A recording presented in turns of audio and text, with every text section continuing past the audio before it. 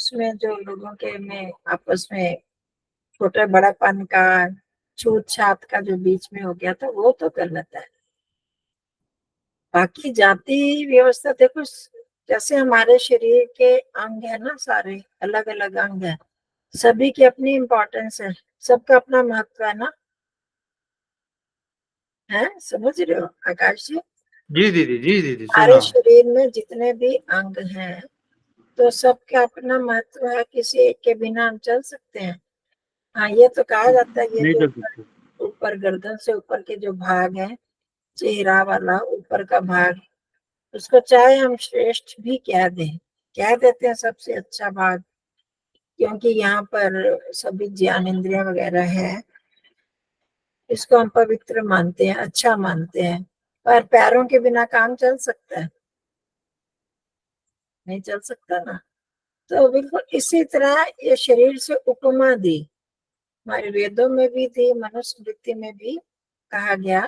तो जैसे हमारे शरीर के सभी अंग आवश्यक हैं, उनका सबका महत्व है, तो इसी तरह समाज में सभी जातियों का महत्व है।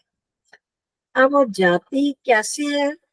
जन्म जन्म से कोई पैदा हो जाता है ब्राह्मण के घर, तो वो ब्राह्मण बन गया क्या? अगर वो ब्राह्मणों के कर्म करता है तो ज्ञान प्राप्त करना, अधिक ज्ञान जिसको है, पढ़ना पढ़ाने का काम जो करता है, श्रेष्ठ कर्म करता है, वो तो ब्राह्मण में आ जाता है। जैसे हमारा मुख है, हमारे ये दिमाग है, वो उससे, इसलिए उसकी इससे तुलना दी, क्योंकि पढ़ने पढ़ाने का काम, यज्ञ करना करवाना, ये सब ब्राह्मण करते हैं। तो जैसे ये इसकी तुलना मुख से हो गई, मुख से भी आंखों से, कानों से सुनकर, मुख से पढ़कर हम ये काम करते, दिमाग से सोच कर ये काम ब्राह्मणों जैसे कार्य होते हैं, तो इसलिए उनको ये उपमा दे दी गई। उसके बाद जो धड़ का उरु का हो गया, बाजू, बाजू से हम रक्षा करते हैं। पहले भी शायद मेरी आपसे बात हुई थी यहीं पर ही। तो ऐसे हमें, हर इंसान के एक ही शरीर में चारों जातियां हैं, है? पढ़ना पढ़ाना, ज्ञान प्राप्त करना, चाहे कोई मूर्ख से मूर्ख हो, वो भी तो छोटा मोटा ज्ञान तो प्राप्त करता है। ये कौन किससे कैसे बात करनी है, ये कौन है, कौन रिश्तेदार है, कौन सा रास्ता है, थोड़ा बहुत ज्ञान वो भी प्राप्त करता है, मोटा मोटा कर सकता है। फिर रक्षा करनी, हाथों से जो रक्षा करते हैं, वो किसका प्रतीक है? क्षत्रिय को क्या बोला जाता है? रक्षा करने के लिए बोला जाता है ना, बाहु। बाहुओं से रक्षा हम किससे करते हैं? बाजुओं से करते हैं। अपने शरीर की भी दूसरों से बचाव करना होता है तो बाजुओं से करते हैं ना। जैसे क्षत्रिय समाज में रक्षक है, रक्षा करने वाला, सिपाही हैं, राजनेता हैं, उनको क्षत्रिय रूप में माना जाता है, राजा को माना जाता है, क्योंकि वो रक्षा के रूप में होते हैं। तो समाज उनके बिना नहीं चल सकता, पढ़ने पढ़ाने अध्यापकों के, गुरुओं के बिना भी नहीं चल सकता, है ना। इसलिए वो भी आवश्यक है, वो भी आवश्यक है। फिर तीसरा हो गया व्यापार धंधा इत्यादि, पैसा कमाना, ये करना, वो भी आवश्यक है, उसका भी महत्व है। जो उरु, उरु जो आ गया हमारे, जो पेट पालने का जो बीच के धड़ का भाग है, वो पेट की पूर्ति करना, वो कैसे होगी? धन कमाने से होगी, व्यापार करने से होगी। तो इसलिए उसको कह दिया वैश्य वर्ग, जो व्यापार इत्यादि करता है, धन कमाता है। उसके बिना भी समाज नहीं चल सकता। व्यापार के बिना चल सकता है क्या समाज? तो डेड हो जाएगा। और इसके बाद जो है, पैरों को शूद्रों से की गई तुलना। जो शूद्रों को कहते हैं पैर, तो अब पैर क्या हमारे लिए बेकार है? पैरों का महत्व है या नहीं? वो नहीं हो तो हम तो ना सिर को उठा सकते हैं, और सिर भी यहीं पड़ा रह जाएगा, पैर आगे नहीं ले जाएंगे। तो पैरों का अपना महत्व है। जब जो व्यक्ति ना तो सेवा वो कर सकता है, ना शिक्षा ग्रहण कर सकता है, उसमें इतना दिमाग बुद्धि चलती नहीं है, ना वो रक्षा का काम कर सकता है, उसके शरीर में बल नहीं है, वे व्यापार के काम भी नहीं कर सकता, तो आप कुछ तो करेगा। तो ऐसे व्यक्ति को सेवा का काम तो सब कर लेते हैं, उसमें ज्यादा बुद्धि की आवश्यकता नहीं, ज्यादा जोर की आवश्यकता नहीं। तो अब उस व्यक्ति के लिए सेवा का कार्य सौंप दिया गया, उसको शूद्र का नाम दे दिया गया। अब आप देखो, ये चारों के बिना समाज चल सकता है क्या? तो सभी का महत्व है ना, उसमें कोई नीचा नहीं, कोई ऊंचा नहीं। हाँ, जो बुद्धि का प्रयोग करने में आप वो ही सबको शिक्षा देते हैं, आप सेवा भी कैसे करनी चाहिए, किसकी करनी चाहिए, वो भी ब्राह्मण ही शिक्षा देता है, वहां से हमें पता चलता है। तो उस दृष्टि से उनका थोड़ा सा महत्व बढ़ जाता है, पर चारों का ही महत्व है। और ब्राह्मण परिवार में भी अगर कोई ऐसा व्यक्ति उत्पन्न होता है, ऐसा बच्चा जो कि पढ़ता पढ़ाता नहीं है, सिगरेट पीता है, शराब पीता है, गलत काम करता है, तो अब वो ब्राह्मण तो नहीं रहेगा, उसको हम ब्राह्मण नहीं कह सकते, वो हम शूद्र में गिनेंगे, वो पढ़ाई नहीं कर रहा, कुछ नहीं कर रहा, तो अब इस तरह के ही काम। तो इस तरह से उस परिवार में जन्म लेने के बाद भी उसके कार्यों के आधार पर उसको हम अलग अलग वर्ग में बांटते हैं। इन सब की जरूरत है। जैसे शरीर में सिर, ऊपर के भाग की जरूरत है, हाथों की भी जरूरत है, पेट की भी जरूरत है, नीचे पैरों की भी जरूरत है, ऐसे समाज में सबकी आवश्यकता है। पर ये सब अपने कर्मों के अनुसार, जैसे जैसे जिसकी रुचि होती है, जितनी रुचि होती है, वो उस पेशे में पड़ जाता है, वैसे वैसे काम करता है, तो फिर वो कहलाता है। फिर इन चारों के बिना ही समाज चल नहीं सकता। हम आप ब्राह्मण है ना, तो आपके घर में काम वाले सेवक ना आए, कूड़ा उठाने वाला ना आए, तो कितनी मुश्किल हो जाती है ना, तो उसकी भी आवश्यकता है। तो समाज में चारों चीज की जातियों की आवश्यकता है। पर इतना ध्यान रखना है कि जो उस कुल में उत्पन्न हो गया हमको उसको वही मान ले, तो ये ऐसा नहीं है।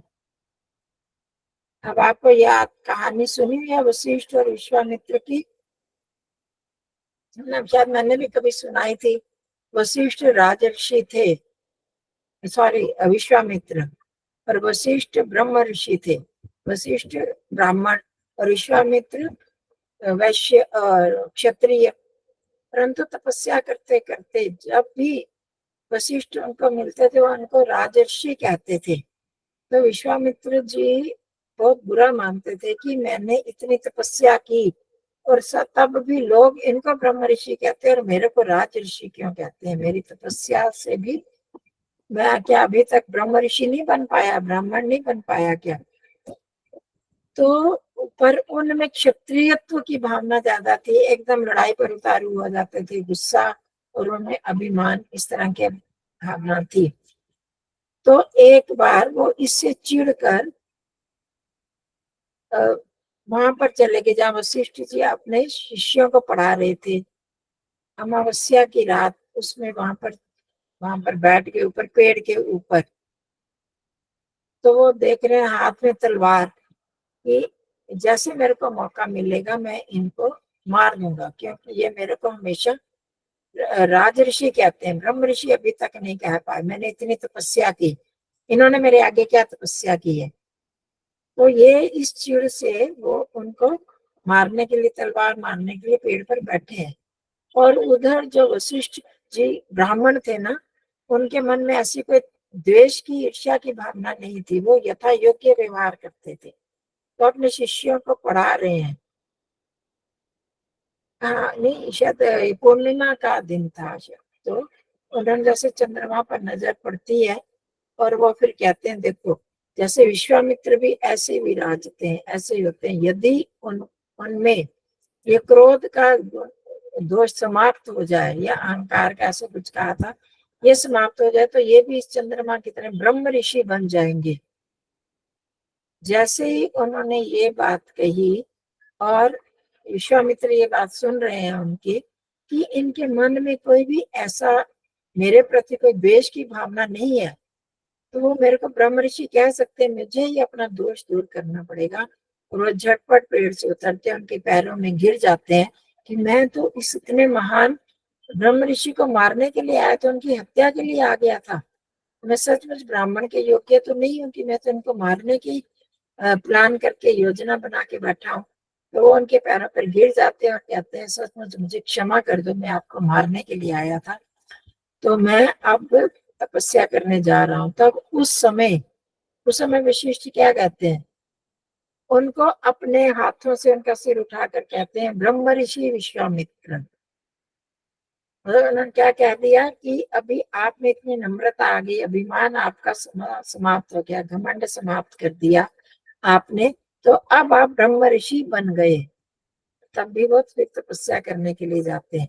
तो मैं कहने का मतलब ये इस घटना का कि उस समय भी जब ये ऋषियों का युग था, तो तब भी ये ब्राह्मण और क्षत्रियों की बात थी, ब्रह्म ऋषि और राज ऋषि, और किस आधार पर? उनके गुणों के आधार। ठीक है। तो इसी तरह से अब भी समाज में जरूरत है, जिसको जो जो गुण बढ़ता है। पहले हमारे यहाँ गुरुकुलों में बच्चे जाते थे, तो सबके साथ एक सा व्यवहार किया जाता था। उनका यज्ञोपवीत संस्कार होता था, वेदारंभ संस्कार, वेद पढ़ाना शुरू कर देते थे वहां, उनको जो जो पढ़ाया जाता था। तो कुछ समय बाद जब समावर्तन संस्कार होता था, समावर्तन मतलब जब पढ़ाई समाप्त हो जाती थी, तो उस समय गुरु घोषित करता था, आचार्य घोषित करता था कि ये ब्राह्मण है, क्षत्रिय, वैश्य, ये शूद्र है। समझे? इतने साल वो गुरुकुल में रहते थे, तो तब वो गुरु उनके स्वभाव को, उनकी आदतों को, उनकी रुचियों को जानकर बताते थे कि ये ब्राह्मण के योग्य है, ये क्षत्रिय के, वैश्य के, शूद्र के। तो इस तरह से तब वो उस कुल के माने जाते थे, उस जाति के माने जाते थे। ठीक है जी, वो क्या स्पष्ट आपको? मैंने विस्तार में इसलिए बता दिया कि फिर और कोई शंका ना रहे। दीदी, विश्वामित्र जी के गुरु का क्या नाम था? किससे इन्होंने मंत्र लिया था, अगर शिक्षा ग्रहण की थी? ये हमको जानना है, ये नहीं जान पा रहे। विश्वामित्र जी के? जी जी। नहीं, याज्ञवल्क्य नहीं, परशुराम नहीं थे विश्वामित्र जी। पता नहीं, मेरे को नहीं पता, कभी पता करके पूछेंगे। किसी को पता है आप में से? उपनिषदों में तो आता है विश्वामित्र का कि याज्ञवल्क्य, बहुत उस समय जबकि ब्राह्मण बन चुके हैं। याज्ञवल्क्य और विश्वामित्र संवाद वगैरह तो आता है उस समय। तो पर मेरे को नहीं, हमने ज्यादा ये पुराणों का इस तरफ ध्यान नहीं दिया ना। परशुराम जी थे शायद। परशुराम? हाँ जी। ये ध्यान में आ रहा नहीं। विश्वामित्र के लिए पूछ रहे हैं, विश्वामित्र ने किससे ली थी हाँ जी, दीक्षा? हाँ जी, गुरु कौन थे उनके? परशुराम। हाँ, परशुराम हाँ जी, परशुराम नहीं थे, परशुराम नहीं थे। नहीं थे, परशुराम नहीं थे। हाँ चंचल बहन जी, आप? आपने ये कहा ना कि जाति क्षत्रिय, ये ब्राह्मण, हाँ तो जी, वैसे तो जाति तो मनुष्य जाति है, पशु जाति है, और इसको हम वर्ण नहीं कहेंगे। तो आजकल उस जाति के नाम से चला ना, वर्ण व्यवस्था है, वैसे उसको वर्ण कहते हैं। ब्राह्मण, क्षत्रिय, वैश्य, शूद्र, ये वर्णों में आते हैं, पर वो जाति के नाम से प्रसिद्ध हो गया ना आजकल। अच्छा, तो आकाश जी, मतलब मूल रूप में तो इसको वर्ण व्यवस्था ही कहा जाता है, जातियां तो हमने उसको नाम दे दिया। हाँ, ये दीदी समझ, लेकिन इनका हमको गुरु का नाम जो है नहीं पता हो पा रहा है। बहुत दिन से हम ढूंढ रहे हैं, हमको ढूंढ नहीं पा रहे हैं। चलो मैं पता करती हूँ आचार्य जी से, पता करती हूँ आचार्य जी से। विश्वामित्र के कह रहे हैं ना? हाँ जी, हाँ जी, हाँ, मैं पता करती हूँ आचार्य जी से। तो ध्यान में ये एक और बात, क्या ये वर्ण जो है हाँ जी, भगवान के, परमात्मा नहीं बनाए हैं? नहीं देखो, परमात्मा ने बनाए, उनके लक्षण दिए हैं, जिसमें ये लक्षण होगा, अध्ययन, अध्यापन, यजनम, याजनम तथा दान, ये सारे ना। ये तो खैर मनुस्मृति का श्लोक जो मैं बोल रही थी, वो मनुस्मृति का है, पर जिसमें ये गुण होंगे वो परमात्मा की व्यवस्था से, कि ब्राह्मण में ये गुण वैसा होगा। ये वैश्य। ठीक है जी, ठीक है, ठीक है, तो थैंक यू। बाद में हम लोगों ने उस कुल में उत्पन्न हो गया, तो हमने उसको वो नाम दे दिया। हाँ जी, वेद प्रिया जी। दीदी, गूगल में दिया हुआ है ऋषि विश्वामित्र के गुरु थे जमदग्नि। अच्छा, जमदग्नि, अभी गूगल में तो यही दिया हुआ है। अच्छा।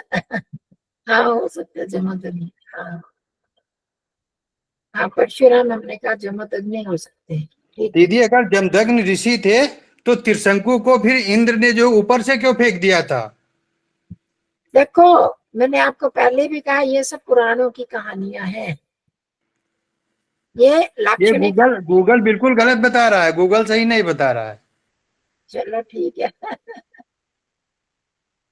नहीं तो आप क्यों कह रहे हो जमद अग्नि नहीं है, क्यों? ठीक है, जब कोई नबी बात जी नहीं थे इनके, इन्होंने किसी से दीक्षा ही नहीं हमारी समझ में प्राप्त की थी। इसीलिए नहीं। जब राजा त्रिशंकु को सशरीर सीधे स्वर्ग को भेजा है, तो वहां पर जो है उन्होंने इंद्र जी ने कहा कि विश्वामित्र जी ने गुरु नहीं किया है, इसलिए तुम यहाँ नहीं रह सकते, उन्होंने तुमको भेजा है, इनको उठाकर नीचे फेंक दो। और उनको नीचे फेंक दिया गया। अच्छा, पता नहीं। देखो ये जो ऐसा हमको ऐसा हमें जहाँ तक हमको पता हाँ, है। जो त्रिशंकु की तरह लटक गया, वो ना अधर में रहा ना इधर ना उधर, ये क्या हो सकता है क्या? बीच में है। ये सब ये ना कहानी पुराणों की कहानियां हैं, इन पर हम विश्वास नहीं करते। नहीं दीदी, इसीलिए काशी जी से गंगा जल नहीं हम लोग को कोई लाता है, काशी जी से गंगा जल लाकर शिव पर कोई नहीं चढ़ाता है। तो वो हम जो लोग तो चढ़ाते ही नहीं, हम लोग तो मानते नहीं ना। कोई घर जब को देख, नहीं लाता है, अपने काशी जी से गंगा जल नहीं लाता है कोई। हाँ वो पता नहीं बी, कुछ कुछ कहानियां ये बनी है बीच ना, बहुत सारी बीच ऐसी में वही चीजें। बीच में वही त्रिशंकु के लार की जो है नदी पड़ती है, तो इसकी वजह से जल हो जाता है, तो लोग वहां से चलो नहीं कोई लाते हैं। बात सब नहीं, मान्यता है, लोग सभी बताते थे। चलो ठीक है, ऐसा ही सही। पर हम लोगों को ज्यादा इसमें वो पचड़े में पड़ना नहीं, हमारे साथ जो संबंधित चीजें। हाँ जी, बोलिए अक्षिता जी।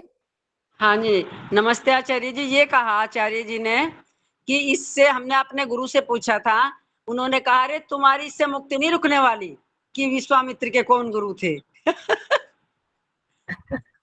समझ गए आचार्य जी आप, कि इससे तुम्हारी मुक्ति नहीं रुकने वाली, कि विश्वामित्र के कौन गुरु थे, वशिष्ठ के कौन गुरु थे। हम्म, ये कह दिया उनके हमें हमारे गुरु ने। तो हमने इस ये बात को बात ये बात ठीक है, लेकिन एक इतना बड़ा जो तपस्वी जो स्वयं बहुत कुछ बना सकता था, और उसने किससे सिद्धि कैसे प्राप्त की, तो उसमें जानकारी करना हमको कोई गलत बात नहीं है। हाँ जी, हम मानव प्राणी हैं, तो हर चीज की हम लोग खोज ही करते हैं। उसकी जानकारी होना कोई गलत बात नहीं। कोई हाँ बच्चा कोई पूछ दे तो बात हमको नहीं। बताने, ठीक है, अगर बात। पता होगा तो हम बता सकेंगे, नहीं तो अगली पीढ़ी को भी हम नहीं कुछ बता सकते हैं। इसलिए हम जानकारी लिया करते, और कोई बात नहीं। हम जी, पूछ लेंगे, फिर बताएंगे आपको। चलो ठीक है जी, ठीक है। जमा अग्नि को मान लो जो गूगल में लिखा है, या कुछ पता चलता तो हमको भी बता दें। ठीक है जी, चलो हम अपने विषय की तरफ बढ़ते हैं।